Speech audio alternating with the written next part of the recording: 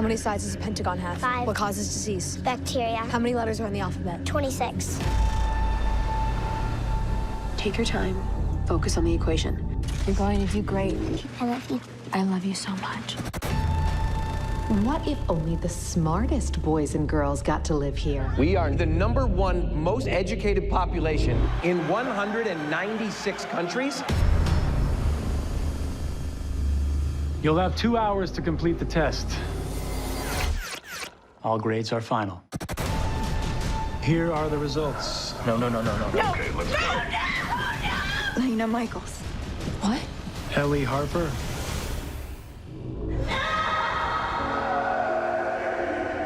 We have to do something, Dad.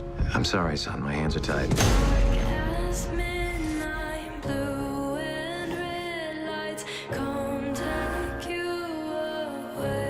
If my dad wants to stand by this system, he's gonna have to stand by a system that put his own son to death. Get the hell out of here. System is down. Commence containment mode. There is a story developing at Vista Point High School. Something's not right. There's no way I failed that test. Oh my God, Lena. Kellen, can you help me? You need to see this. We're going live right now. We need to find where they keep the test. Take her to the thinning. There are those that say the thinning is barbaric. Is it barbaric to be the best?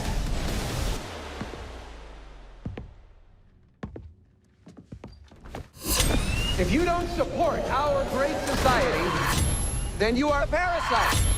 We're in this together. Do you know what we do with parasites? We wash them out!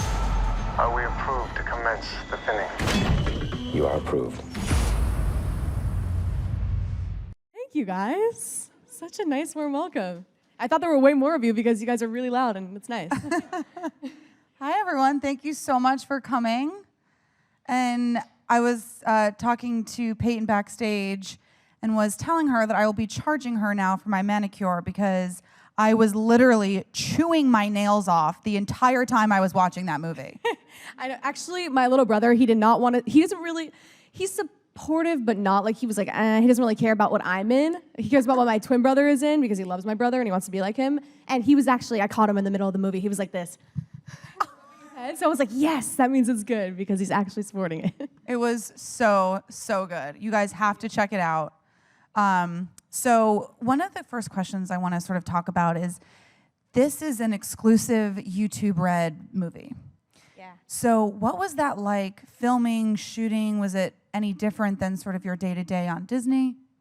It was very different than Disney, yeah, especially just you can see from the trailer that it's a lot different. But we also filmed it in 18 days, so that was incredibly short. And even filming, I'm used to filming a multicam sitcom, and so that's like 2 days for an episode. But just 18 days for this film and something being so intense and so crazy, it was a short amount of time. But our director, Michael Gallagher, is amazing. And he's directed so many YouTube things and shorts and really cool projects, so I was glad I got to work with him. And that must have been like so emotionally exhausting after 18 days of that intense work. It was, because my character is constantly crying, constantly fighting for her life, fighting for her siblings and her family. So this whole time, every time I went home, I was just like so drained and would just fall right asleep, get up the next day and do it again. And also I wanted to do my own stunts. At first, they really didn't want me doing my own stunts, especially because at the time I was 17. And so they didn't want a minor doing her own stunts, but I like made sure that I did, and so I was really glad I got to. Yeah. That's awesome. Yeah, so it was just like draining, but it was good. I was glad that I was in it the whole time.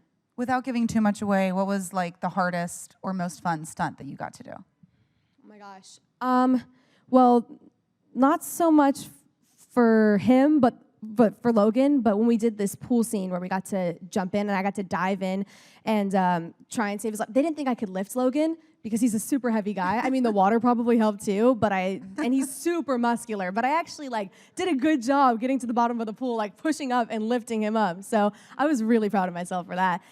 Yes, give it up. Thanks. Yeah, we also have these like intense guards in the movie with these black masks on, and in one of the takes, or one of the scenes, I got to jump on his back and like hit him. And then he throws my character up against the locker. And that was a really cool scene for me to do too. Oh my gosh. And one of the things about this movie is it is so much grounded in reality. Sometimes with these sort of dystopian films, it gets a little carried away. So one of the things that was really scary about this movie, thus my non-existent cuticles now, is that it was so gritty, and it was almost like, too real.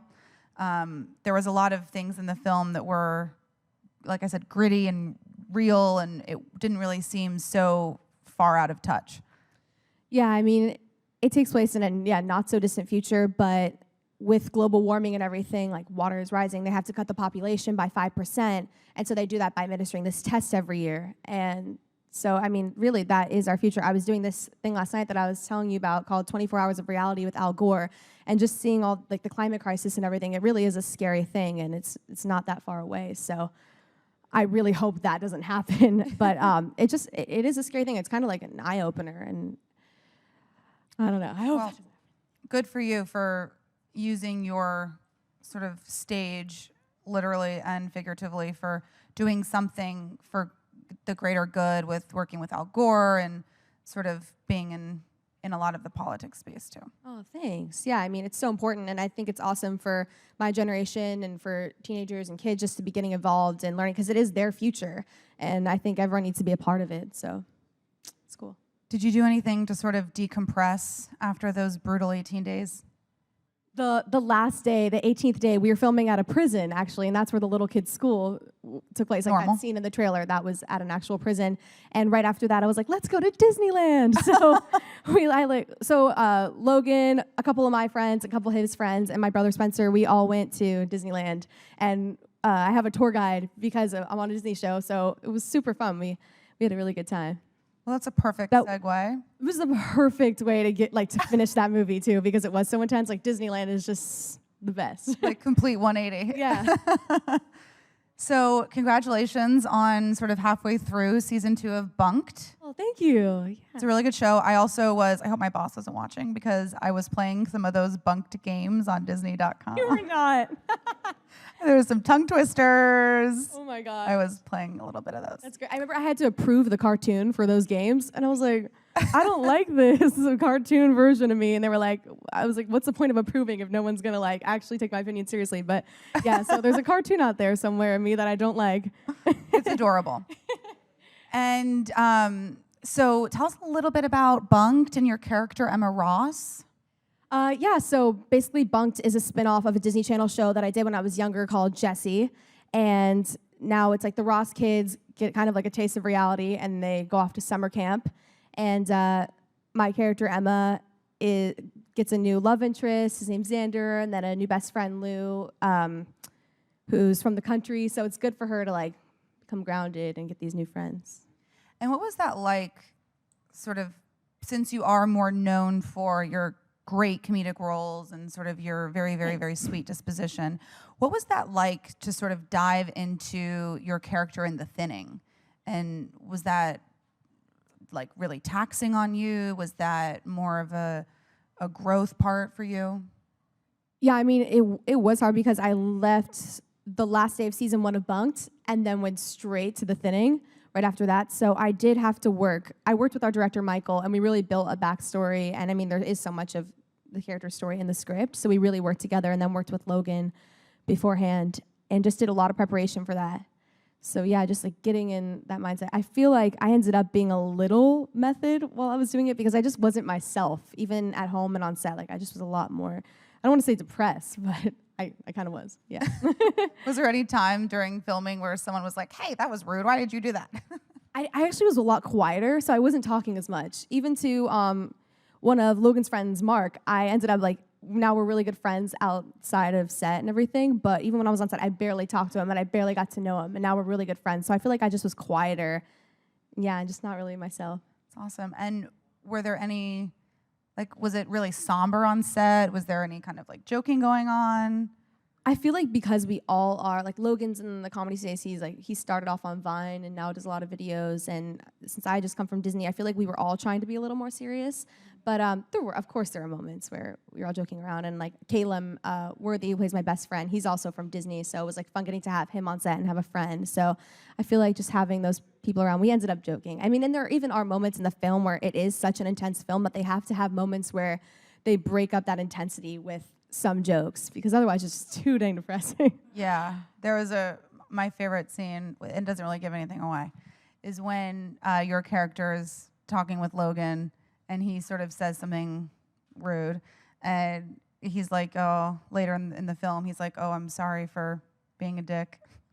And you're like, thanks for admitting that you were a dick. Yeah, I know. There's some really great moments like that in the film. And in terms of, you know, your social media following, how has that, I mean, you're such an incredibly grounded person, sort of talking to you backstage and everything, and you have like over 9 million Instagram followers. You have a huge fan base. What is that like?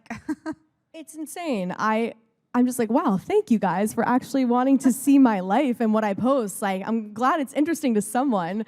I think it's so cool. And my fans are usually like younger or Disney Channel watching age, and then teenagers, college age. And it's so amazing getting to meet all of them. And I have like the most adorable fans, and I'm so lucky to like be able to do what I love and that people respond to it. So it's really nice. And yeah, I'm so grateful for them.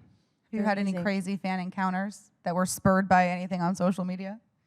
I feel like, I don't know. Well, recently I went roller skating. I'm always going roller skating. And some girl, I think it was like her 21st birthday. I don't know. I thought it was an interesting place to go for your 21st birthday, like the roller skating ring. But she Open wanted bar. me to sign her boob, and she really wanted me to sign her boob. Like she was like pulling it out of her shirt, and I was like, no. Just keep it in your shirt, please. I'm good. Yeah, so just things randomly like that. But no big deal. Yeah, it ended up being fine. She like didn't take out her boob, so that was good. But that was just like one of the recent crazy ones. But normally, like, really, kids are awesome. I'll have people, like, if one person starts, I was exiting a Selena Gomez concert, and I could not get out of the crowd, like, because once it's one person, everyone starts being like, who's that? What? And then they're like, oh, I want a picture too. So we could not get out, and I was with my best friend. So we ended up, we were just like, okay, everyone say hi to Snapchat. We might as well just like make light of this, even though we can't get out to our car. Like, we'll just hang out with everyone. So we try to make the most of it. And one thing when I was sort of around the Bunk'd pages on Disney and playing some of those tongue twister games, is I noticed that you and your co-star sort of made these adorable, really fun videos backstage. And like, can you kind of talk about the chemistry that you guys have? And because I know being a spinoff from Jessie, I mean, you guys must have all come through that together over the past 5 years. Yeah, we really have grown up together. I mean, they've seen all of us grow up, and now we have Miranda, who is my best friend Lou, on Bunk'd, and we get along really well in real life. And Sky, who plays my little sister, and Karn, who plays my little brother, we really have grown up together. We've all gotten well, now Karn and I both have our license. We drive to set, and like we have our script supervisor, Susie, who's like our mom to us. We call her our set mom because she always has like snacks on her podium and everything. So everyone that's there really is like family to us, and we spent so much time with. I mean, we all end up spending more time with each other than we do our families at home because we're there on set for so long. So it's like it's inevitable. You just end up really growing close. Yeah, and how do you think you've stayed so grounded? Oh my gosh, well, thanks. I don't know. I think my family really keeps me in check. And I have 2 brothers, my twin brother, and then my little brother, Phoenix. And I think, yeah, they're just like, make your bed, walk. Well, I don't actually take care of the animals. They all do that. But How many animals I snuggle do you have? them. I have a lot of animals. I have 3 dogs, 2 cats, a guinea pig, and a rabbit. Oh my gosh. Yeah. So, and all rescues, too. It's like so important to rescue. Adopt, don't shop. Yeah, exactly. I was telling Peyton too, I have an adopted pug who's blind and has no teeth. So cute. You showed me a picture. She's crazy. So I think we're going to turn to the audience for some questions. Oh, okay, cool. Hey, Hi. Peyton. Thank you for being here. Thank you. What's your name? Philip. Hi, I'm Hi. Peyton. Was the rehearsal process different for you for the Dinning versus Bunk'd? Yeah, it was very different. Like on Bunk'd, we'll come in, we'll do a table read Monday, rehearsal Tuesday, run through with the producers, and then we'll also do rehearsal Wednesday, and then a run through with like the executives and Disney, and then Thursday, Friday we film. And it's a lot lighter on that set. We get to joke around, and I usually was doing schoolwork and everything and managing that with set. And then on the thinning, it was a week of rehearsal beforehand, and then just straight into filming and going from scene to scene. And because we had 18 days to film it, it was very fast-paced and a lot more intense and dramatic. So like I said before, not as much joking around, but yeah, still fast-paced on both shows, but just totally different. And you also said as well that you would sort of shoot out of order a little bit for the thinning versus...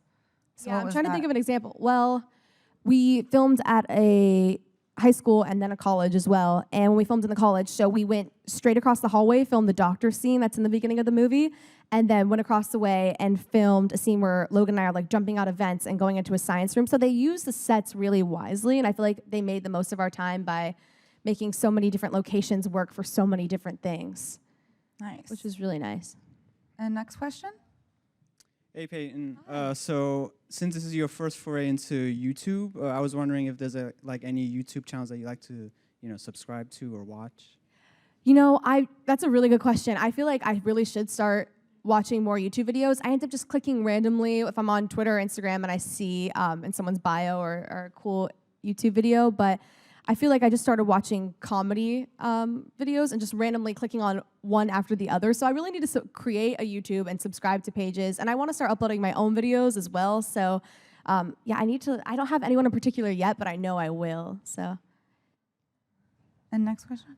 In your more intense emotional scenes, how do you cry? Oh, that's a good question. It depends because my character, she is in this situation where, it's life or death, and she knows that she is the only person who can take care of her siblings back at home. So I feel like just remembering that during the scenes really helped me get into it, and just like putting myself in that character's shoes, that definitely gets me emotional. But then, yeah, just having to it's also sometimes just taking a couple minutes because I can't always just like cry on cue. So I have to get into that headspace. And then thinking of sad things in my life, too, like just imagining really sad things. All right, well, thank you so much for coming, Peyton. It was so nice meeting you. Thank you, guys. And everyone, seriously, go on YouTube right now. It's your lunch break, so you can watch it during your lunch break. It is so good, I promise. And tune in to Bunk'd Wednesdays at... Friday. Yeah, Friday, but I think at 8. Friday at 8. Yeah. On Disney. On Disney. Thanks, guys.